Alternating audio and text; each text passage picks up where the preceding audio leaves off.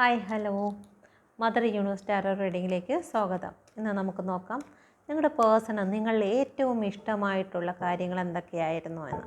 Okay, please guide me mother universe, please guide me.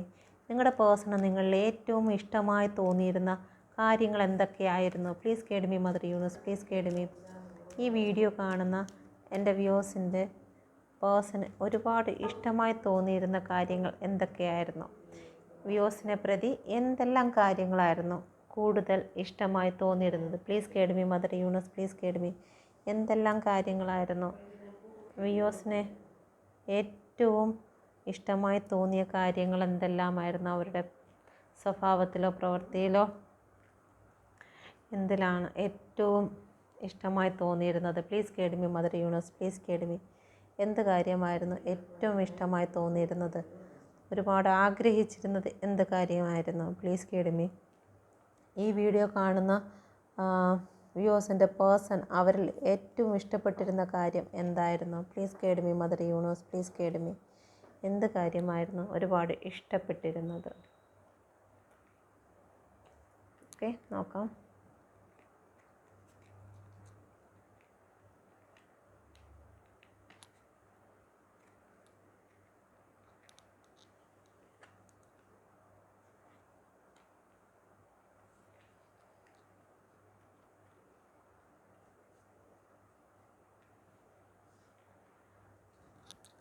Five of സോഡാണ് വന്നിരിക്കുന്നത്. 8 of pentacle, 5 of cup, 10 of sword.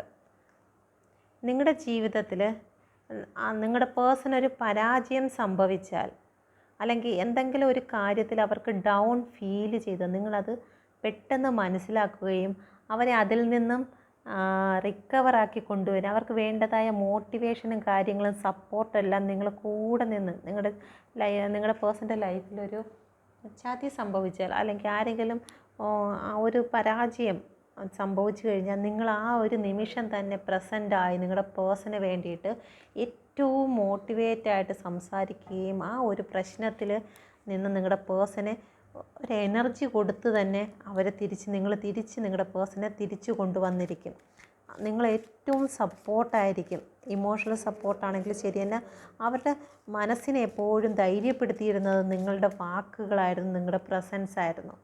നിങ്ങളുടെ പ്രസൻസും നിങ്ങളുടെ ചില വാക്കുകളും നിങ്ങളുടെ ചില മോട്ടിവേഷനായിട്ടുള്ള കാര്യങ്ങളൊക്കെ നിങ്ങളുടെ പേഴ്സണ് ഒരുപാട് ഇഷ്ടമായിരുന്നു. നിങ്ങൾ ഒരുപാട് കോൺഫിഡൻസോട് കൂടി ആ ഒരു റിലേഷൻഷിപ്പിൽ ഏറ്റവും നല്ല രീതിയിൽ നിങ്ങൾ പ്രവർത്തിച്ചിരുന്നു. ഓക്കെ, നിങ്ങളുടെ പേഴ്സണ് ചില സമയത്ത് എന്തെങ്കിലും മാനസികമായ ബുദ്ധിമുട്ട് അല്ലെങ്കിൽ ഒരു നെഗറ്റീവ് തോട്ട്, ഓവർ തിങ്കിങ് വരുന്ന സമയത്തെല്ലാം നിങ്ങൾ മനഃപൂർവ്വം തന്നെ നിങ്ങളുടെ പേഴ്സണെ ഒറ്റയ്ക്ക് വിടാറുണ്ട്. ഒരുപാട് ഡിസ്റ്റർബൊന്നും ചെയ്യാതെ നിങ്ങൾ അതിൽ നിന്ന് ഒഴിഞ്ഞു മാറുകയും നിങ്ങളുടെ പേഴ്സൻ്റേതായ കുറച്ച് ലോകത്തേക്ക് കുറച്ച് നേരം ഒറ്റയ്ക്ക് ഇരിക്കാൻ വേണ്ടിയിട്ടാണെങ്കിൽ തന്നെയും നിങ്ങൾ വിടാറുണ്ട്. നിങ്ങൾ ഒരുപാട് നിങ്ങളുടെ പേഴ്സണെ ശല്യം ചെയ്തില്ല. ഈ ഡിസ്റ്റർബായി ഇരിക്കുന്ന സമയത്ത് മറ്റെന്തെങ്കിലും കാരണത്താൽ ഡിസ്റ്റർബ് ആവുന്ന സമയത്ത് നിങ്ങളുടെ പേഴ്സണെ ഒരുപാട്, കാരണം ചില ആൾക്കാരുണ്ട് പേഴ്സണ് ഡിസ്റ്റർബായിരിക്കുന്ന സമയത്ത് പിറകെ ചെന്ന് വീണ്ടും വീണ്ടും ഡിസ്റ്റർബായി വഴക്കിട്ട് ഡിസ്റ്റർബ് ചെയ്യുന്ന സ്വഭാവം.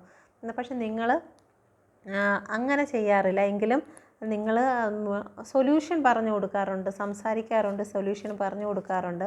എങ്കിൽ കൂടിയും നിങ്ങളുടെ പേഴ്സണ് ചില സമയത്ത് നിങ്ങളുടെ പേഴ്സണ് കണ്ണടച്ചുകൊണ്ട് ചില കാര്യങ്ങൾ മുന്നും പിന്നും നോക്കാതെ ചില തീരുമാനങ്ങൾ എടുക്കുമ്പോൾ അത് ശരിയല്ല, അത് നിങ്ങൾക്ക് ശരിയല്ല, ആ തീരുമാനത്തിൽ നിന്ന് പിന്മാറണം എന്ന് പറഞ്ഞ് നിങ്ങളുടെ പേഴ്സണെ പിന്മാറ്റി നിങ്ങളുടെ പേഴ്സണ് ഏറ്റവും ബെറ്ററായിട്ടുള്ള പല കാര്യങ്ങളിലും നിങ്ങൾ വഴി കാണിച്ചു കൊടുത്തിട്ടുണ്ട്. ഓക്കെ, ഈ ഒരു കാര്യത്തിലേക്ക് കടന്നു പോയി കഴിഞ്ഞാൽ നിങ്ങൾക്കത് ശരിയാകില്ല, നിങ്ങളെടുത്തിരിക്കുന്ന തീരുമാനം തെറ്റാണ് എന്ന് കാണിച്ച് നിങ്ങളുടെ പേഴ്സണ് നിങ്ങൾ കറക്റ്റായിട്ടുള്ള ഒരു റൂട്ട് അല്ലെങ്കിൽ അവരുടെ ലൈഫിൽ അങ്ങനെ ഒരു കാര്യം നിങ്ങൾ വഴി അവർക്ക് ലഭിച്ചിട്ടുണ്ട്. ആ കാര്യം നിങ്ങളുടെ പേഴ്സണ് ഒരുപാട് ഇഷ്ടമാണ്.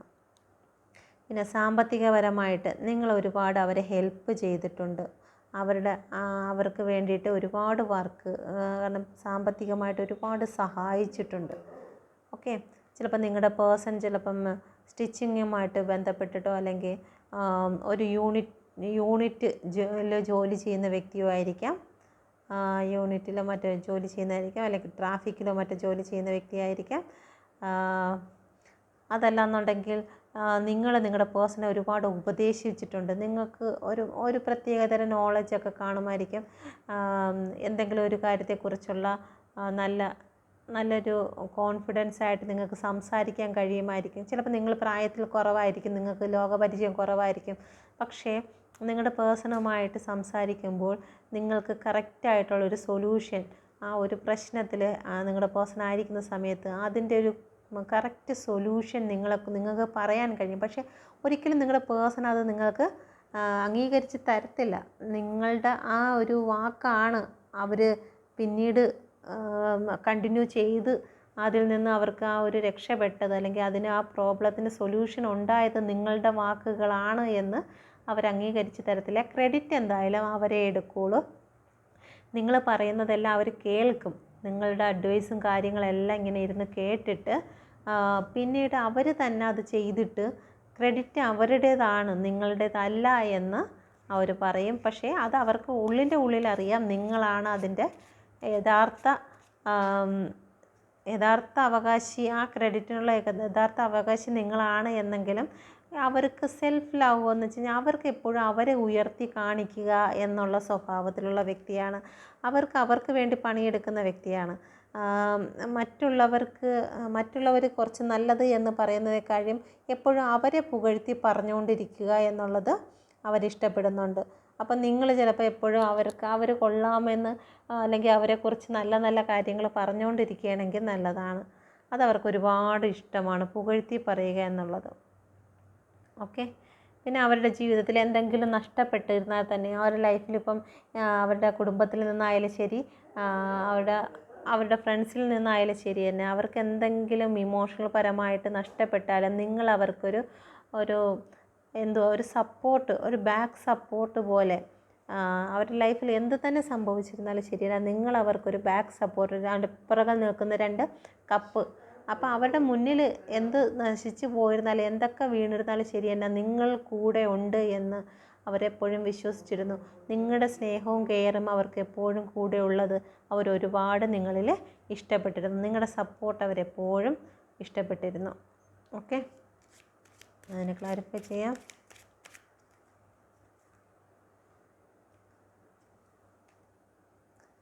ഫൈവ് ഓഫ് സോഡാണ് വന്നിരിക്കുന്നത്.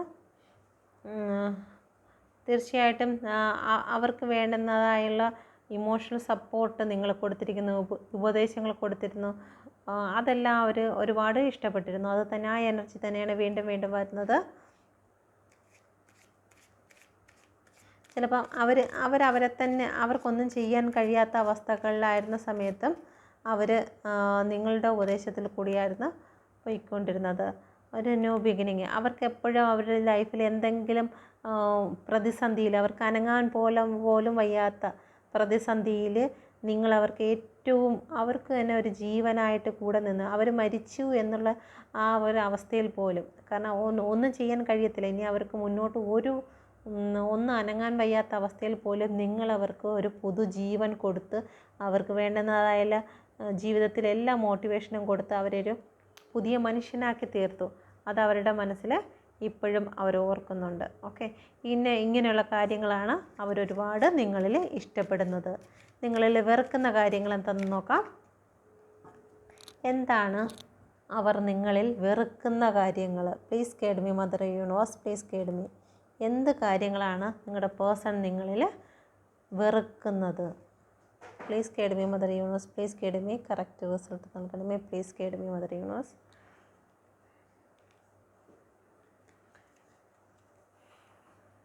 നിങ്ങളെപ്പോഴും കരഞ്ഞു പിടിച്ച് അവർ പിറകെ നടക്കുന്നത്, അല്ലെങ്കിൽ പരാതി പറയുന്നത്, ഡിപ്രഷൻ ആക്കുന്നത്, അതൊന്നും അവർക്ക് ചിലപ്പം ഇഷ്ടപ്പെടുന്നില്ല. ഓക്കെ, നിങ്ങൾ പരാതി പറയും, അവരുമായിട്ട് ഒരുപാട് പരാതി, എപ്പോഴും നിങ്ങളെപ്പോഴും പരാതിപ്പെട്ടുകൊണ്ടിരിക്കും. ഓക്കെ, നിങ്ങളുടെ ലൈഫിൽ എന്തെങ്കിലും ഒരു ന്യൂ ബിഗിനിങ് എന്തെങ്കിലും വന്നു കഴിഞ്ഞാൽ അത് നിങ്ങൾ അവരുടെ അടുത്ത് അത്ര പെട്ടെന്ന് പറയത്തില്ല. അത് പിന്നീട് എപ്പോഴെങ്കിലും അവർ ചോദിക്കുമ്പോഴായിരിക്കും നിങ്ങൾ പറയുന്നത്. അതവർക്ക് ഇഷ്ടമല്ല. അവരറിഞ്ഞ് വേണം നിങ്ങളിൽ എന്ത് സംഭവിക്കുന്നത് അവരോടും കൂടി ഡിസ്കസ് ചെയ്ത് വേണം ചെയ്യാൻ. അല്ലാതെ അവരറിയാതെ എന്തെങ്കിലും നിങ്ങളുടെ ലൈഫിൽ സംഭവിച്ചാൽ അതവർക്ക് ഒട്ടും സഹിക്കാൻ പറ്റത്തില്ല. ഓക്കെ, അവരുടെ നിർദ്ദേശപ്രകാരമായിരിക്കണം നിങ്ങളുടെ ലൈഫിൽ എന്തും നടക്കുന്നത്. അതല്ലാതെ ഉള്ളതൊന്നും അവർക്ക് സഹിക്കാൻ പറ്റത്തില്ല. പിന്നെ നിങ്ങൾക്ക് അവരെ കഴിയും കൂടുതൽ ഗ്രോത്ത് ഉണ്ടാകുന്നത് അവർക്ക് സഹിക്കാൻ കഴിയത്തില്ല. അത് തന്നെയാണ് ഇവിടെ ഏറ്റവും കൂടുതൽ പ്രശ്നമായിട്ടിരിക്കുന്നത്. സൺ കാർഡുമാണ് വന്നിരിക്കുന്നത്, ഗ്രോത്തിൻ്റെ കാർഡ് 8 നമ്പറുമാണ് വന്നിരിക്കുന്നത്. അത് രണ്ടും അവർക്ക് സഹിക്കാൻ കഴിയത്തില്ല. അവരെ കഴിയും കൂടുതൽ നിങ്ങൾ നോളജായിട്ടാണെങ്കിൽ ശരി തന്നെ, സാമ്പത്തികപരമായിട്ടാണെങ്കിൽ ശരി തന്നെ, നിങ്ങളുടെ ലൈഫിൽ എന്തെങ്കിലും ഒരു ഓപ്പർച്യൂണിറ്റി ആണെങ്കിലും നിങ്ങൾക്ക് ലഭിച്ചു എന്നറിയുമ്പോഴത്തേക്ക് അവർക്ക് ഭയങ്കര ഈഗോ പ്രശ്നം ഉണ്ടാകും. അവർക്കത് ഈഗോയാണ്. നിങ്ങൾക്ക് സാലറി കൂടി എന്ന് പറയുമ്പോഴത്തേക്ക് മനസ്സുകൊണ്ട് ഒരു ചെറിയ ഈഗോ, എന്നെ കഴിഞ്ഞ് സാലറി കൂടുതലാണെന്നല്ലോ, അല്ലെങ്കിൽ നിങ്ങളുടെ ജീവിതത്തിൽ എന്തെങ്കിലും പുതിയതായിട്ട് നിങ്ങൾ അച്ചീവ് ചെയ്ത് കഴിഞ്ഞാലും അതിനത്രയും അപ്രിഷ്യേറ്റ് ചെയ്യാനൊന്നും നിൽക്കത്തില്ല. പെട്ടെന്ന് അതിലൊരു ഈഗോ അതിൻ്റെ അകത്ത് വരുന്നതായിരിക്കും. ഇങ്ങനെയുള്ള കാര്യങ്ങൾ അവർക്ക് അത്ര താല്പര്യമില്ല. നമുക്ക് ക്ലാരിഫൈ ചെയ്യാം. 9 ഓഫ് സോർഡിനെ ക്ലാരിഫൈ ചെയ്യാം. നിങ്ങൾ ഒരുപാട് പരാതിയും കാര്യങ്ങളൊക്കെ പറയും. സാമ്പത്തികപരമായിട്ട് ചിലപ്പം നിങ്ങളായിരിക്കാം അല്ലെങ്കിൽ അവരായിരിക്കാം നിങ്ങൾ കൊടുക്കുന്നതിന് തിരിച്ച് അതിനനുസരിച്ചുള്ള ഇത് നിങ്ങൾക്ക് കിട്ടുന്നില്ല എന്നുള്ളതാണ് നിങ്ങളുടെ പരാതി. ഓക്കെ, എന്ന് വെച്ച് കഴിഞ്ഞാൽ നിങ്ങൾ സമയം കൊടുക്കുന്നു, തിരിച്ച് സമയം തരുന്നില്ല. നിങ്ങൾ അവർക്ക് വേണ്ടുന്ന ഗിഫ്റ്റുകളും കാര്യങ്ങളും കൊടുക്കുന്നു, തിരിച്ച് നിങ്ങൾക്ക് ഗിഫ്റ്റുകളൊന്നും കിട്ടുന്നില്ല. നിങ്ങൾ മെസ്സേജ് അയക്കുന്നു, അവർ തിരിച്ച് നിങ്ങൾക്ക് മെസ്സേജ് അയക്കുന്നില്ല. അപ്പം നിങ്ങളുടെ ചിന്ത നിങ്ങൾ കൊടുക്കുന്നതിലൊക്കെ അവർ സമയം മറ്റെവിടെയോ സ്പെൻഡ് ചെയ്യുന്നു. ഓക്കെ, 6 ഓഫ് പെൻറ്റിക്കിളാണ് വന്നിരിക്കുന്നത്. അവർ മറ്റെവിടെയോ ഇൻവെസ്റ്റ് ചെയ്യുന്നു. നിങ്ങൾക്ക് ചെയ്യേണ്ട കാര്യങ്ങൾ മറ്റെവിടെയോ കൊടുക്കുന്നു എന്നുള്ള പരാതി പറഞ്ഞ് നിങ്ങൾ ഡിപ്രഷനിലും കാര്യങ്ങളും പോവുകയും അത് നിങ്ങളുടെ പേഴ്സണലിലേക്ക് കരഞ്ഞും ബഹളം വെച്ചും അല്ലെങ്കിൽ അങ്ങനെയുള്ള സംസാരങ്ങളും കാര്യങ്ങളും വരുന്നത് നിങ്ങളുടെ പേഴ്സണ് ഒട്ടും ഇഷ്ടമല്ല. സണ്ണ് എന്തുകൊണ്ടാണ് വന്നതെന്ന് നോക്കട്ടെ. Please guide me mother universe, please guide me. എന്തുകൊണ്ടാണ് സണ്ണ് വന്നത്? എന്തുകൊണ്ടാണ് സണ്ണ് വന്നത്? ദ ഹെർമിറ്റാണ് വന്നിരിക്കുന്നത്. നിങ്ങൾ ഒരു കൂടുതലായിട്ട് ഭക്തിമാർഗം സ്വീകരിച്ചു പോവുകയും എപ്പോഴും നോക്കിയിരുന്നാലും ഭക്തി പൂജ കാര്യങ്ങളെന്നും പറഞ്ഞുകൊണ്ടൊക്കെ നടക്കുന്നു. അത് ചിലപ്പോൾ നിങ്ങളുടെ പേഴ്സണെ ഇഷ്ടപ്പെടുന്നില്ലായിരിക്കാം. കൂടുതൽ ഭക്തിയായിട്ട് അമ്പലങ്ങളിലും മറ്റും അല്ലെങ്കിൽ പള്ളികളിലും മറ്റും പോകുന്നതിനെക്കുറിച്ച് നിങ്ങളുടെ പേഴ്സൺ നിങ്ങളുമായിട്ട് ചിലപ്പോൾ എന്തെങ്കിലും കാര്യങ്ങൾ പറഞ്ഞ് എന്തിനു പോകുന്നു, അവനവൻ്റെ മനസ്സ് തന്നെയല്ലേ നല്ലത് എന്നൊക്കെ പറഞ്ഞ് നിങ്ങളെ വഴക്ക് പറഞ്ഞിട്ടുണ്ടായിരിക്കും. ഓക്കെ,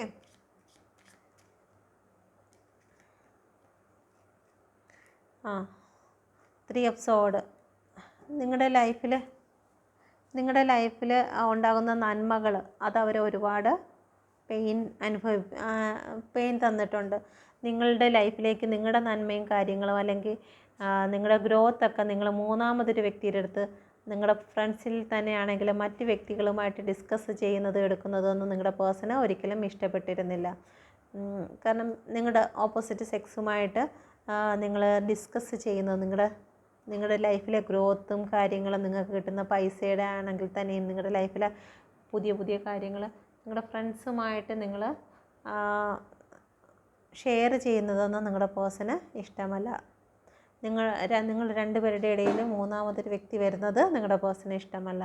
ഓക്കെ, അപ്പോൾ ഇതാണ് റീഡിങ്. 3 തരം റീഡിങ്ങാണ് എടുത്തിരിക്കുന്നത്. ഓക്കെ, അപ്പോൾ നിങ്ങൾക്കിത് റെസനേറ്റ് ആയി എന്ന് ഞാൻ വിശ്വസിക്കുന്നു. ഓക്കെ, നിങ്ങൾക്കിത് റെസനേറ്റ് ആയിട്ടുണ്ടെങ്കിൽ കമൻറ്റ് ചെയ്യുക, അതിന് സപ്പോർട്ട് ചെയ്യുക. Okay, thank you.